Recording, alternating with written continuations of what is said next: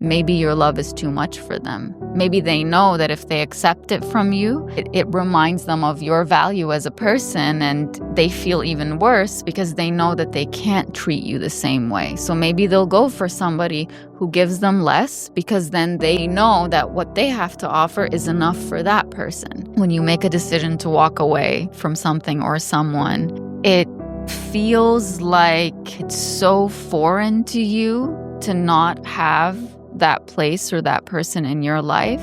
It feels like it's scary territory. You don't recognize who you are anymore, and you also go through this phase of questioning yourself and your judgment. Like, could it be that you're the person that is being addressed when people say the grass is always greener on the other side? Like, you say, what if I'm the person who always thinks that the grass is greener on the other side instead of watering my own grass?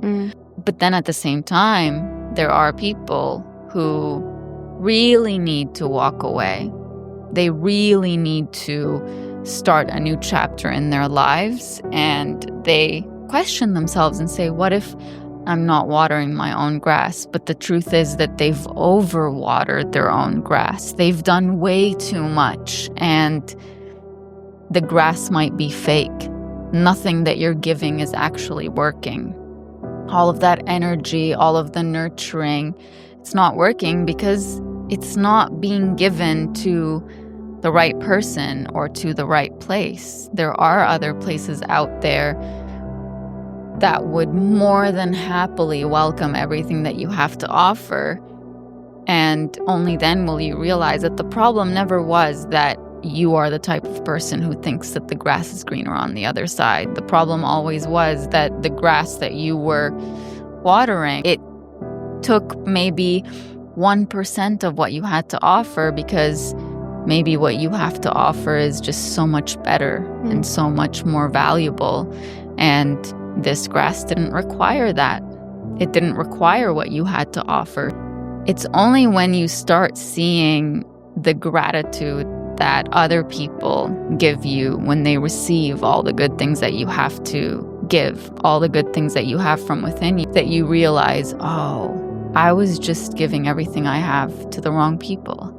So you've heard people say, I'm sure in your interviews and also all over social media, like, there is this sentiment that, this really painful sentiment that goes something like, I gave my all to this person, and now they're with somebody who doesn't even give them half of what I gave them. Or I gave my all to somebody and they still treated me terribly. Why?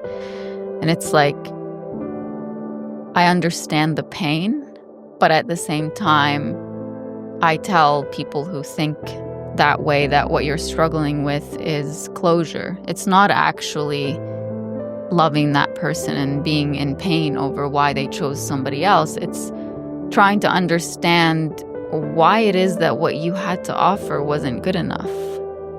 And in other words, you're trying to understand why you aren't good enough. And it's not that you're not good enough. It's that what you had to give was at the wrong place. It wasn't needed. And maybe it was needed, but you can't force somebody who doesn't want to do the right thing for themselves to do the right thing for themselves. You can't do that.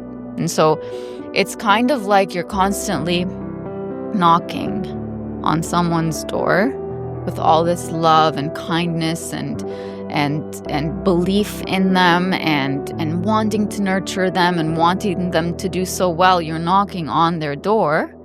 They know you're there. They know what you have to give, but they don't want to open the door. Maybe your love is too much for them. Maybe they know that if they accept it from you, it reminds them of your value as a person, and they feel even worse because they know that they can't treat you the same way. So maybe they'll go for somebody who gives them less because then they know that what they have to offer is enough for that person.